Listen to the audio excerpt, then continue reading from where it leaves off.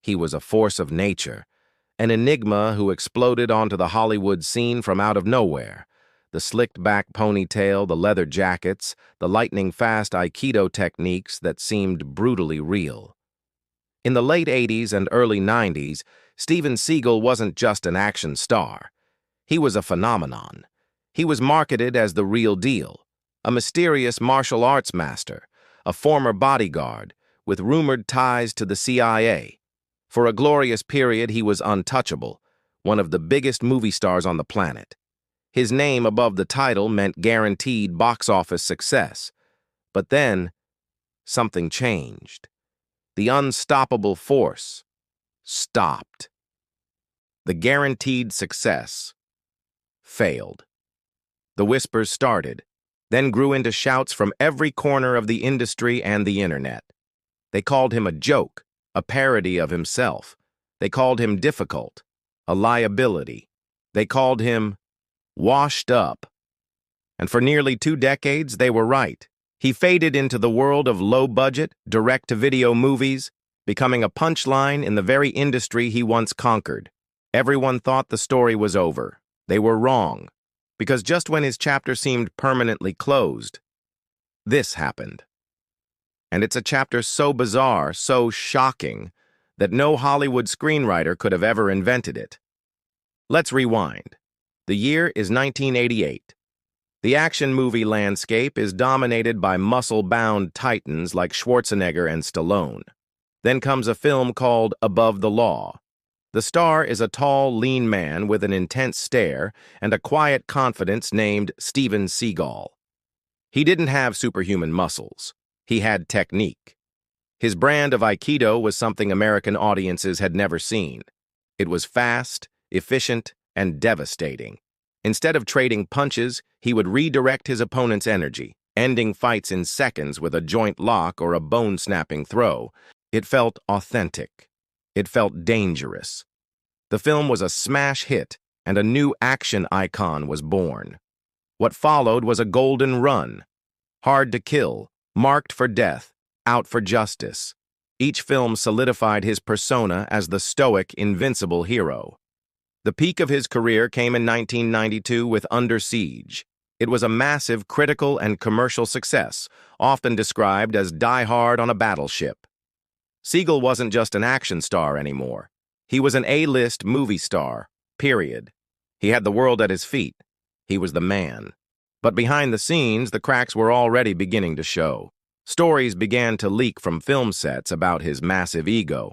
He reportedly told people he was on the same level as legends like Al Pacino. He would frequently rewrite scripts to give himself more heroic scenes and speeches. Stuntmen came forward with stories of Seagal taking things too far, of him testing them and genuinely hurting them during filming because he refused to fake a fight. The mystique that had been so carefully built around him began to crumble, replaced by a reputation for being arrogant and difficult to work with. The first major public blow was his 1994 directorial debut, On Deadly Ground. The film, a passion project for Seagal, was an environmental action movie that ended with a bizarre 4-minute speech by his character about the evils of oil companies. Audiences and critics hated it. It was seen as a preachy, self-indulgent vanity project, and it bombed at the box office. The aura of invincibility was broken. The decline was slow at first, then terrifyingly fast. His next few films saw diminishing returns. By the late 90s, his star power had faded so much that his films stopped being released in theaters altogether. This began the infamous direct-to-video era of Steven Seagal's career. From the early 2000s onwards, he churned out dozens of low-budget action movies, often filmed in Eastern Europe. In these films, he was visibly overweight, often wearing large coats to hide his physique. He frequently had his lines dubbed by other actors, and his fight scenes were heavily edited, using stunt doubles and creative camera angles to hide the fact that he could no longer move the way he used to. He became a parody. Online, a new generation discovered him not as an action hero, but as a meme. His peculiar running style, his monotone line delivery, and his later appearance became subjects of constant ridicule. His public persona grew stranger and stranger.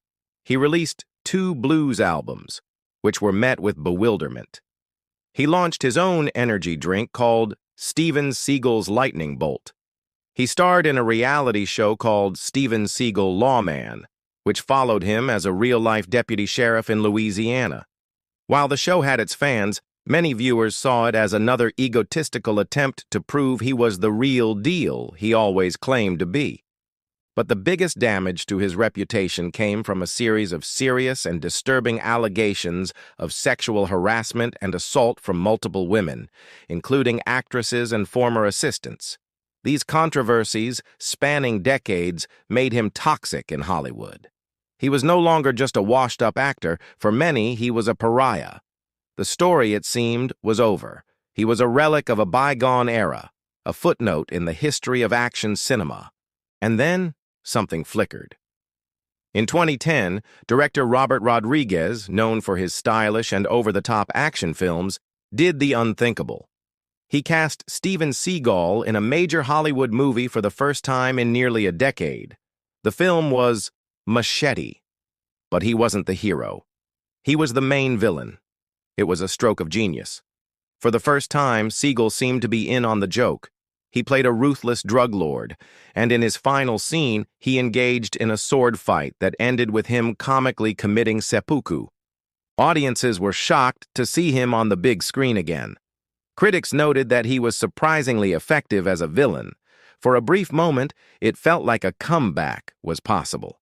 He had shown he could still have a presence, that maybe there was a future for him playing self-aware, villainous roles. It was a tiny spark. But it wasn't the main event. It wasn't the this that would redefine his life. The real shock was happening half a world away, and it had nothing to do with movies. While his career in America was a joke, Seagal had been quietly building powerful connections elsewhere. He began making frequent trips to Russia, appearing at public events and martial arts demonstrations. He struck up a friendship with one of the most powerful and controversial leaders in the world, Russian President Vladimir Putin. Their connection seemed to stem from a shared love for martial arts. They were photographed together constantly. Seagal would publicly praise Putin, calling him one of the great living world leaders. The West watched in stunned confusion. Why was this washed-up American action star suddenly best friends with the president of Russia? It was bizarre. It was surreal. But it was only the beginning. This is what happened. The washed-up star didn't just find a new friend. He found a new identity. He began to align himself completely with the Russian state.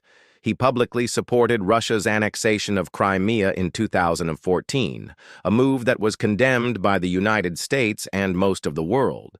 He played a concert with his blues band in the occupied territory. The criticism in America was deafening, but Seagal didn't care.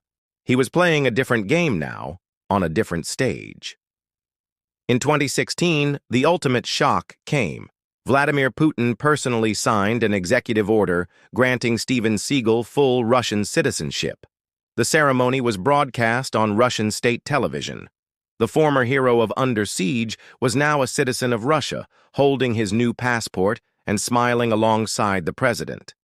It didn't stop there. He was then appointed as a special humanitarian envoy for Russia, tasked with improving ties between Moscow and Washington. The man who couldn't get a movie released in American theaters was now an official diplomat for a global superpower. He became a fixture on Russian state media, promoting the Kremlin's talking points. He visited war-torn regions in Ukraine under Russian control, making statements that echoed Russian propaganda. He was no longer an actor playing a hero. He had become a real-life political figure, a tool in a global information war. Think about the sheer insanity of this transformation. A man whose career died because of his ego and his refusal to adapt found a country where his ego was celebrated. A man who became a parody in America became a respected celebrity and political insider in Russia.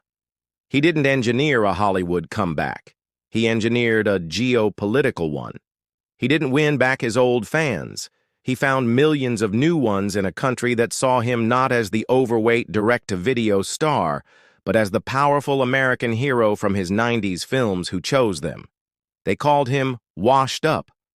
They laughed at his movies, his music, and his reality show. They thought he was finished. Until he abandoned the Hollywood script entirely and wrote a new one for himself. A script where he wasn't just acting in a story about global politics, he had become a part of it. The comeback of Steven Seagal wasn't a movie, it was real life. And it is, without a doubt, one of the strangest, most shocking, and most unbelievable third acts in the history of modern celebrity.